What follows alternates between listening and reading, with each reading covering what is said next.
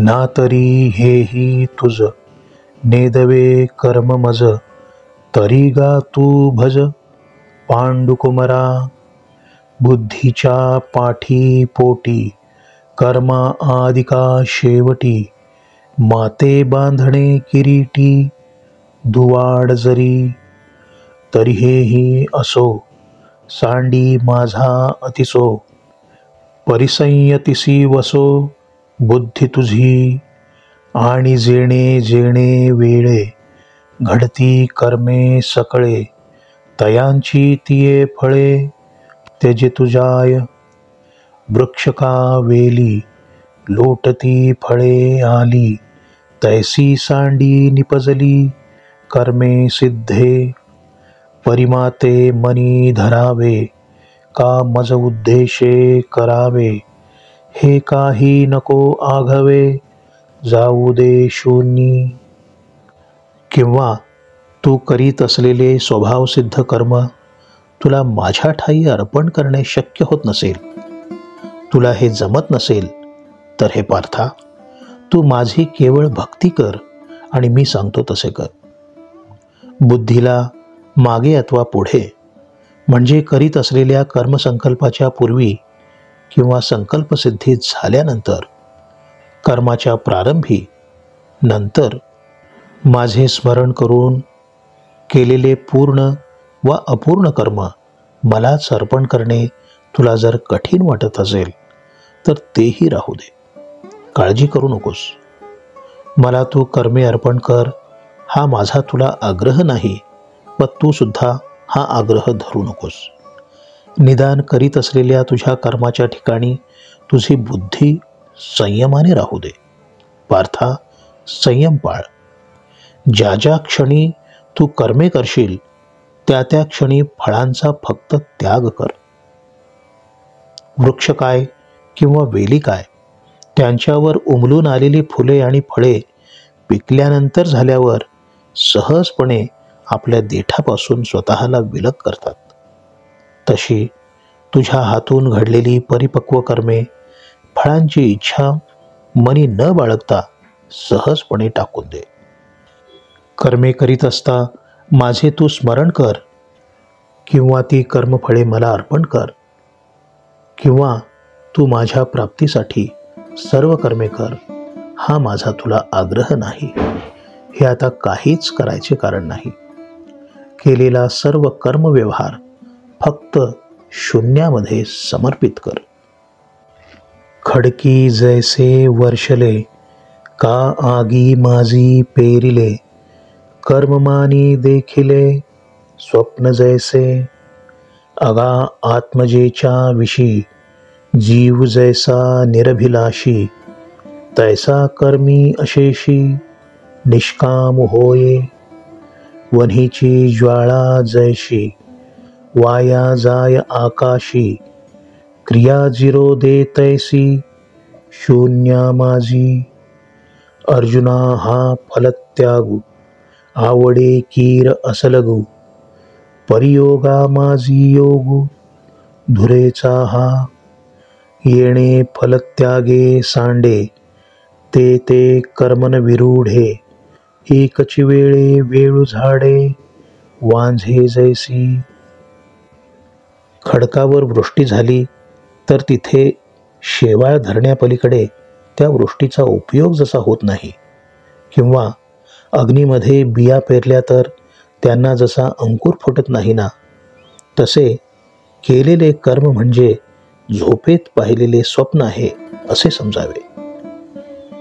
ज्याप्रमाणे पोटच्या मुलीच्या संदर्भात बापाचा जीव वासनाशून्य असतो ना, त्याप्रमाणे केलेल्या वा करीत असलेल्या सर्व कर्मांच्या संदर्भात तो निरीच्छ हो.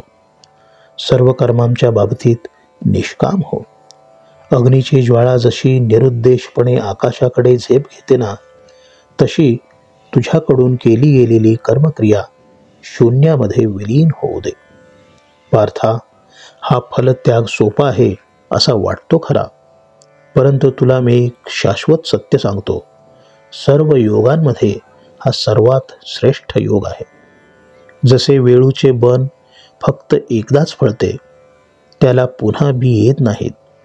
त्याप्रमाणे या कर्मफलत्यागाने जे जे कर्मफळासहित टाकले जाते त्याला कर्मफळाचा अंकुर पुन्हा फुटत नाही, हे तू कायमचे लक्षात ठेव पार्था. तैसे येणेची शरीरे, शरीरा येणे सरे, किंबहुना येर झारे, चिरा पडे. पै अभ्यासाचिया पाऊटी, ठाकीजे ज्ञान किरीटी, ज्ञाने येईजे भेटी, ध्यानाचिये. मग ध्यानासी खेव, देती आघवेची भाव, तेव्हा कर्मजात सर्व दूरी ठाके. कर्म तेथ दुरावे, तेथ फलत्याग संभवे, त्यागास्तव आंगवे शांती सगळी. म्हणून यावया शांती, हाची अनुक्रमू सुभद्रापती, अभ्यासूची प्रस्तुती करणे येथ. एकदा का कर्मफलत्याग ही साधकाची वृत्ती झाली की जगत असलेला हा मानवी जन्म संपल्यावर पुन्हा मानवी जन्म घेणे संपते. शरीर धारण करणे संपुष्टात येते. किंबहुना जन्म मृत्यूच्या मार्गावर शिळा बसविली जाते. थोडक्यात सांगतो, जन्म मरणाच्या या दुस्सह फेऱ्यातून कायमची सुटका होते. पार्था, अभ्यासाच्या पायरीवर स्थिर पावले ठेवली की शुद्ध ज्ञानाची भेट घडते. या ज्ञानाच्या प्राप्तीमुळे ध्यानाची भेट होते. मग जेव्हा सर्वच मनोवृत्ती ध्यानासह मला गाढ आलिंगन देतात, तेव्हा केलेल्या कर्माचा समुदाय सहजपणे दूर राहतो, विराम पावतो. जिथे कर्म दूर सरते ते जेव्हा दुरावते तेव्हा कर्मफलत्याग जन्माला येतो. एकदा का फलत्याग ही कृती उत्पन्न झाली की संपूर्ण शांती आपल्या स्वाधीन होते. म्हणून हे सुभद्रापते, परमशांतीचा शाश्वत अनुभव घेण्यासाठी, असीम शांती अंगी बाणवण्यासाठी मी सांगितलेला हाच क्रम आहे, हे तू लक्षात घे. एवढ्याकरता तू अभ्यास योगाचे अनुसरण करावेस. अभ्यासाहोनी गहन, पार्था मग ज्ञान, ज्ञानापासोनी ध्यान, विशेष जे. मग कर्म फल त्यागू, तो ध्यानापासोनी चांगू, त्यागाहूनी भोगू शांती सुखाचा. ऐसिया या वाटा, इहेंची पेणा सुभटा, शांतीचा माझीवटा, ठाकीला जेणे. पार्था, अभ्यासापेक्षा ज्ञान अधिक श्रेष्ठ आहे, गहन आहे. या अभ्यास मार्गाने प्राप्त झालेल्या शुद्ध ज्ञानापेक्षा ध्यान श्रेष्ठ मानले जाते. मग कर्मफलाचा त्याग हा प्राप्त झालेल्या ज्ञानापेक्षा अथवा ध्यानानुभवापेक्षा अधिक चांगला आणि या कर्मफलत्यागामुळे प्राप्त झालेला असीम शांती अनुभव अधिक श्रेष्ठ. पार्था, अशा या मार्गाने आणि याच टप्प्याने मुक्काम करीत शांतीचा ब्रह्मगाभा प्राप्त करून घेता येतो. जो सर्व भूतांचा ठाई, द्वेषाते नेणेची कही, आप परू नाही चैतन्या जैसा.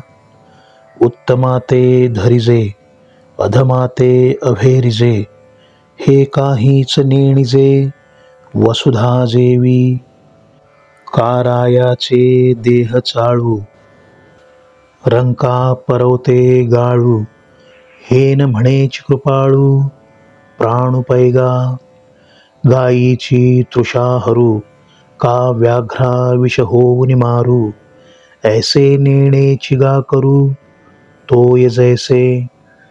तैसी आघवियांची भूतमात्री, एकपणे जया मैत्री, कृपेसी धात्री, आपण चिजो. आणि मी हे भाष नेणे, माझे काहीच न म्हणे, सुख दुःख जाणणे नाही जया. देवींची क्षमे लागी, पृथ्वीसी पवाडू आंगी, संतोषा उत्संगी दिधले घर. पार्था, जसा चैतन्याला आपपर भाव नाही, त्याप्रमाणे सर्व भूतमात्रांविषयी ज्याच्या मनात द्वेष नाही, किंबहुना द्वेष म्हणजे काय हेच तो जाणत नाही, ज्याप्रमाणे जे जे उत्तम आहे त्याला धारण करावे आणि अधमाला टाकून द्यावे हे पृथ्वीला मुळीच ठाऊक नसते, किंवा राजाचा देह तेवढा चालवीन आणि दरिद्री माणसाच्या शरीराला एकीकडे सारेन हे जसे दयाळू प्राणाला ठाऊक नसते, किंवा गायीची तहान भागवीन आणि वाघाचा मात्र विष होऊन प्राण घेईन हे जसे पाणी करू जाणत नाही, त्याप्रमाणे मनी एकत्व भाव वसत असल्यामुळे सर्व भूतमात्रांविषयी त्याच्या मनामध्ये मित्रभाव नांदत असतो. आणि जो मीपणाची भाषा जाणत नाही आणि हे माझे असे चुकूनही म्हणत नाही, ज्याला सुखदुःखाची जाणीव नाही, तसेच क्षमेच्या बाबतीत ज्याची तुलना पृथ्वीशी होईल आणि जो समाधानाला आपल्या मांडीवर घेतो. वार्षिये वीण सागरू, जैसा जळे नित्य निर्भरू, तैसा निरुपचारू संतोषी जो, वाहुनी आपुली आण धरी जो अंतःकरण, निश्चया साचपण जयाचेनी, जीव परमात्मा दोन्ही बैसोनी ऐक्यासनी, जयाचा हृदय भुवनी विराजती, ऐसा योग समृद्धी होऊन जो निरवधी, अर्पी मनोबुद्धी माझा ठाई, आतु बाहेर योग निर्वाळले याही चांगू, तरी माझा अनुरागू सप्रेम जया. अर्जुना तोची भक्तू, तोची योगी तोची मुक्तू, तो वल्लभा मी कांतू, ऐसा पढिये. पाऊस कोसळला नाही तरी समुद्र पाण्याने जसा तुडुंब भरलेला असतो ना, त्याप्रमाणे हा योगी भक्त बाह्य सुखसाधनांवाचून तृप्त आणि संतुष्ट असतो. तो शपथपूर्वक अंतःकरणाला सर्व षड्रिपूंपासून सावरून तसा निग्रह करतो आणि त्यामुळे त्याच्या वृत्तीला सत्यत्व प्राप्त होते. जीव आणि परमात्मा या योगी पुरुषाच्या हृदयानुभवामध्ये एकाच आसनावर विराजमान होतात.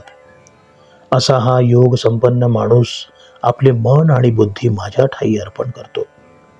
ज्याचे योग सामर्थ्य अंतर्बाह्य चांगले म्हणजे काय तर आतला ब्रह्मभाव आणि बाहेरचा इंद्रिय निग्रह चांगल्या प्रकारे सिद्ध होऊनही ज्याची माझ्याप्रती प्रेम भारली निष्ठा आहे, तोच माझा भक्त असतो, तोच योगी पुरुष असतो, तोच मुक्त असतो.